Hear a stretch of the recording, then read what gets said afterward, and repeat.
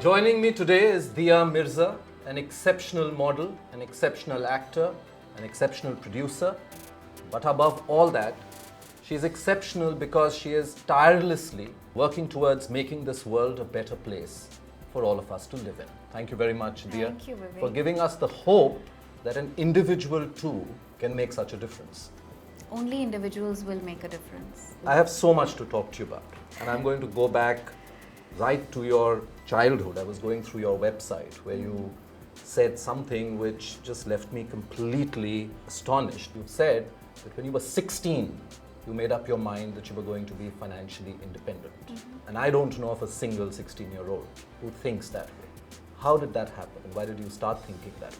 I think it was a combination of many things, but I think very early in life I understood that the most empowering thing for an individual is financial independence. To be able to earn your own income and then of course change your life with that. I look back now and I think of it differently, but I'll discuss that with you later. My parents went through a terrible divorce when I was 5 years old, and my early memories of their relationship was one that was filled with love.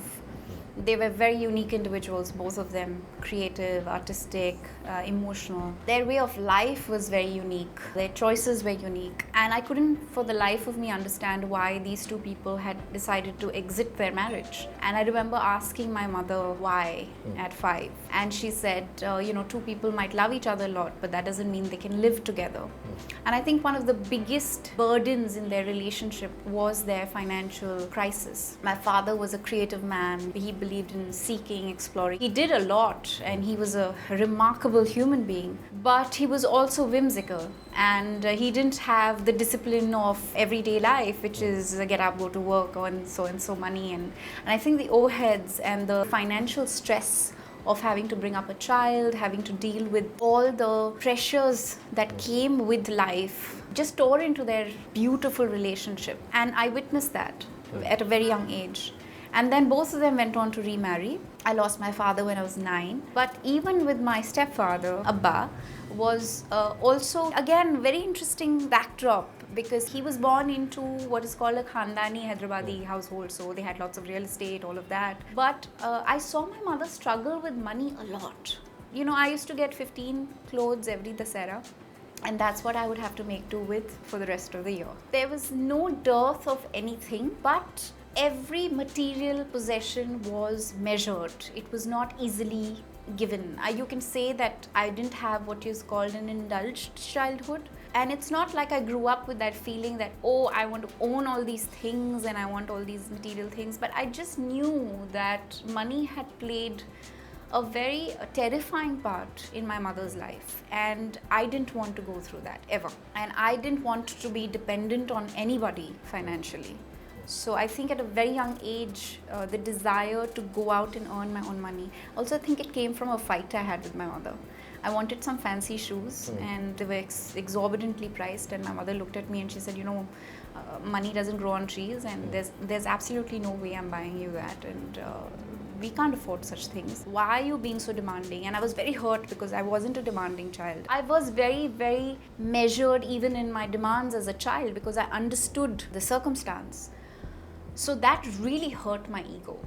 And I said, you wait and watch. I will make my own money. I will stand up and I will never ever ask you for money ever again. And at 16, I started working. Your schooling was very interesting as well, Dia, because you went to a school based on the teachings of J. Krishnamurti. And what would you describe the biggest takeaway from that education at that early age and around the time this was playing on in your life? Vivek, I understand his philosophy and the system of that education so much better now than perhaps when I did back then. It's easily the most incredible gift my parents could have ever given me. From understanding the context of nature and the role that it played in our lives, from building a relationship with nature at such a young age. We were taught how to make compost pits at 8 and 9. We were taught how to grow vegetables. We were exposed to art and culture and music and elocution, and the fact that even on sports day there was no medals. Everybody got a laddu. So the idea that you can achieve excellence, individual excellence, through individual pursuit, and it's not about competing with other human beings or outdoing someone in order to be called the best. That was, I think, a gift. So I had Vidyaranya, which was a school, and then I had Frank, who was my father. And interestingly enough, even Abba was very similar to my father. He had a very seeking and a very, very adventurous streak about him. I remember him telling me always, never accept anything anybody tells you until you question it, understand it, and fully become aware of what it is that they're trying to say. You've been an achiever, but above all that, you're described as a good human being by a lot of people. And would you say that it all goes back, and we'll talk about some of your social endeavors in a bit, but would you say it all goes back to your childhood and your education? This whole grounded approach, that you are an extremely grounded person. Success hasn't really kind of made you go bonkers, if I may put it that way. I think I'm grounded and rooted because of these value systems. And it's an effort. I mean, it's not easy to remain true to yourself. And I was very young when I saw extraordinary success and a lot of money.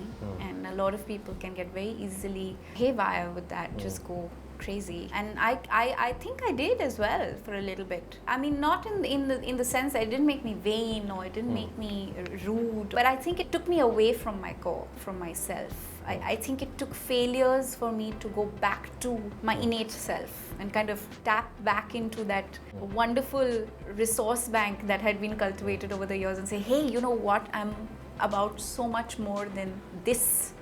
My idea of me can't be quantified by the films I do or the roles that I play on screen. I am about so much more. Do you invest? Would you call yourself an investor as well, or would you say you've just been a saver? My uncle was the vice chancellor at the University of Purdue, and a few years ago he got really worried during my wedding especially, and he called my mother and he said, I've been an economic professor for so many years, and why doesn't she take my advice? I'm really worried about her financial portfolio. Who's handling it? So my mother said she handles it herself. I have no idea what's going on with her money, but I just know that she seems to know what she's doing. So he said, send me her financial portfolio. So I sent it across to him, and he looked at it and he said, oh my God, she's more sensible than most people her age. She's doing okay. Then of course he called me and he said, FDs. I was like, why? You don't believe in taking risks? And he was like, yeah, it's good to take risks, but it's also good to be sure that you have that. So. And would you say you have a fairly well-balanced portfolio? I don't know what that is. All I know. Do you have enough in equity as well as in FDs, etc.? Is it a mix of multiple, or is it just all in one? It's a mix, but I have to say that I'm conservative. I like to have access to liquid, because when I have invested in portfolios in the past where you start getting paybacks, and after a few years or 10-year plans, you're supposed to have earned a certain amount of interest and then money starts coming back to you. I've realized that these portfolios then find a way of delaying that return and or just kind of buying more time and all of that. Because I run my own company and I'm invested in it whole and soul, there have been instances when I've needed cash. I've just needed to have access to large amounts of money to get my films off the floor or get things going. And I found it very difficult to break investment plans and things like that. So I think I'm just going more for fixed deposits and money that I can access back easily or quickly, and not kind of locking it away for too long. We talked about your early years. What is your attitude towards money now? I totally admit that perhaps my attitude to money has changed drastically because I've earned enough of it.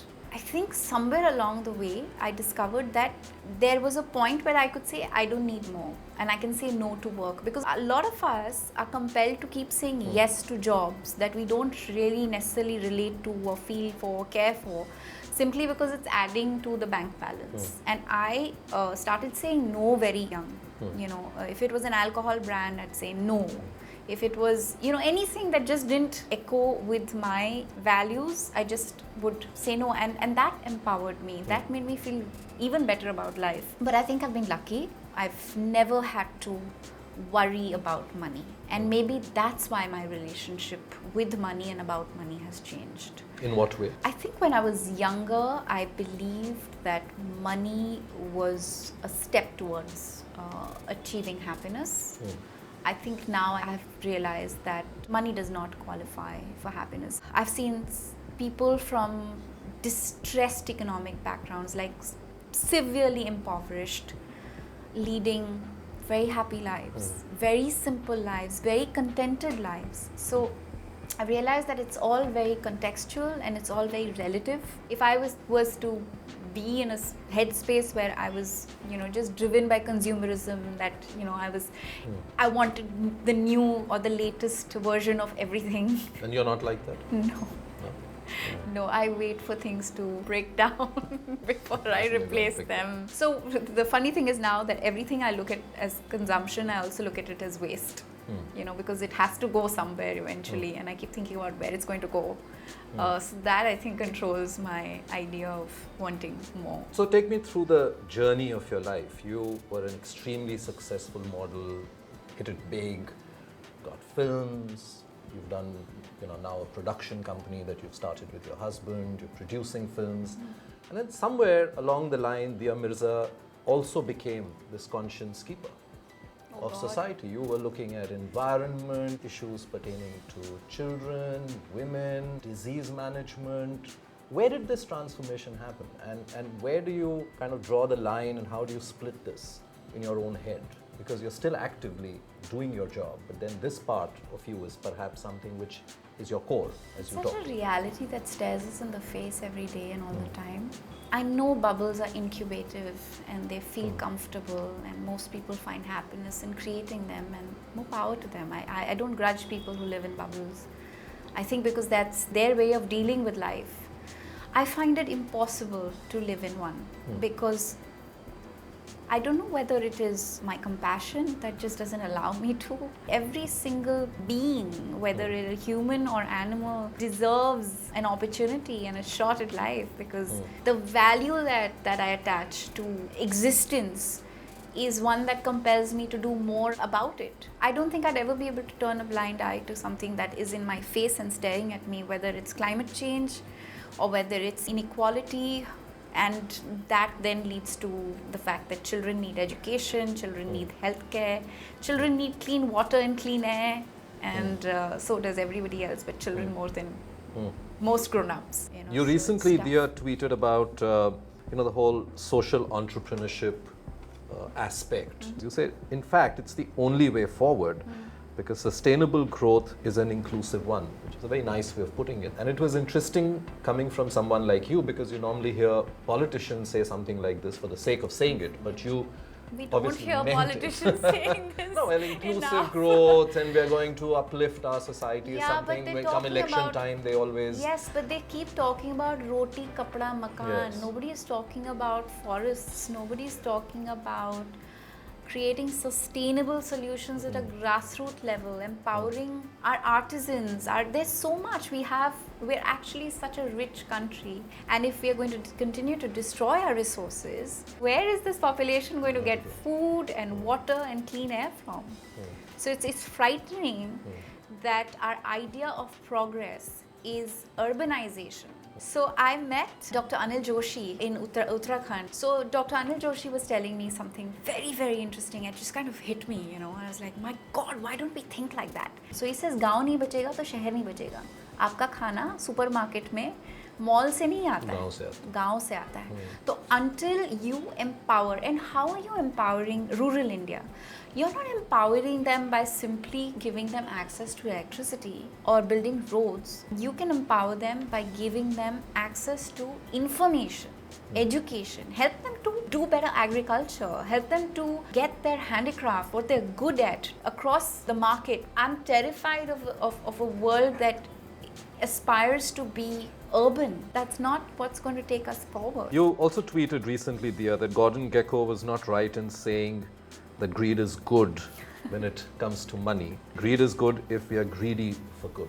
Does that basically mean for you the entire paradigm of money has now changed? I think that the narrative of money that human beings have defined for themselves, has been more detrimental than it has been positive. The corporations have developed this model of double moral.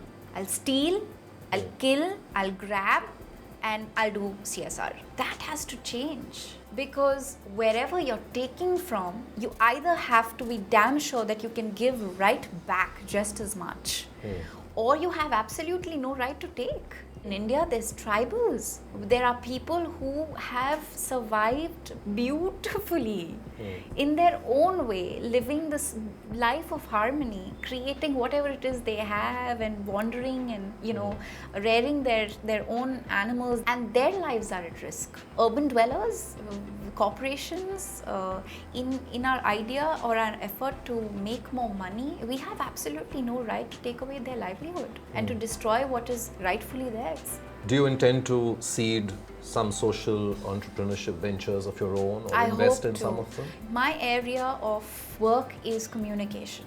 I make movies, I create content, right?